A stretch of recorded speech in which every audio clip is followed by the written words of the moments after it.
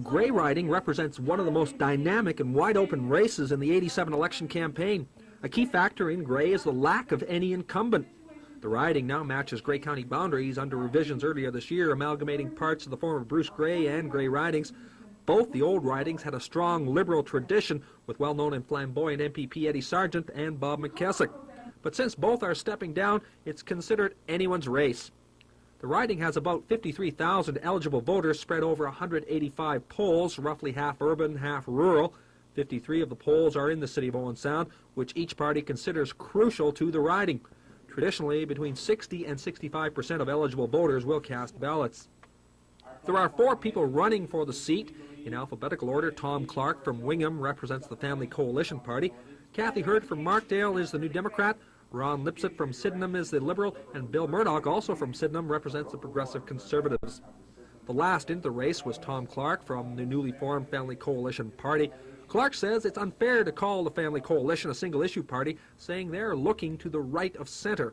We're here to stay. We believe there's the right of center is wide open, and we're out to capture the votes that were traditionally conservative and right of center.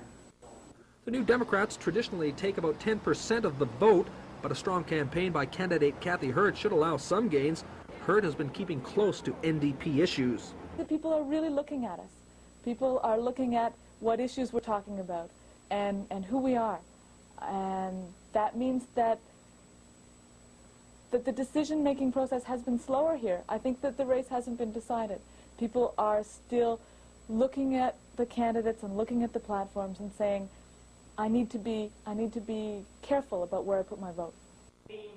Liberal Ron Lipsett, a longtime member of the Grey County Board of Education, emerged from a very hotly contested nomination meeting.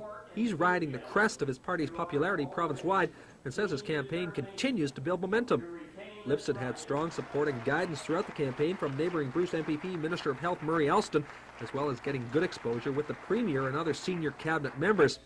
He's staying close to the Liberal agenda and says free trade remains the most important issue. And I think that's a concern of every constituent out there, because they really aren't sure what it's about. And they have to rely upon us to provide the leadership there and make sure that things are going to go well for them, and that we will provide on their behalf that leadership. Progressive Conservative candidate Bill Murdoch is the warden of Grey County.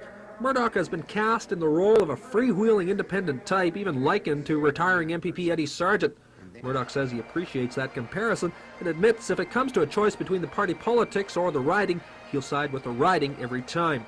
He says originally a key issue was free trade, but he says now the bigger concern is bilingualism. He says people throughout the riding are worried it'll be implemented.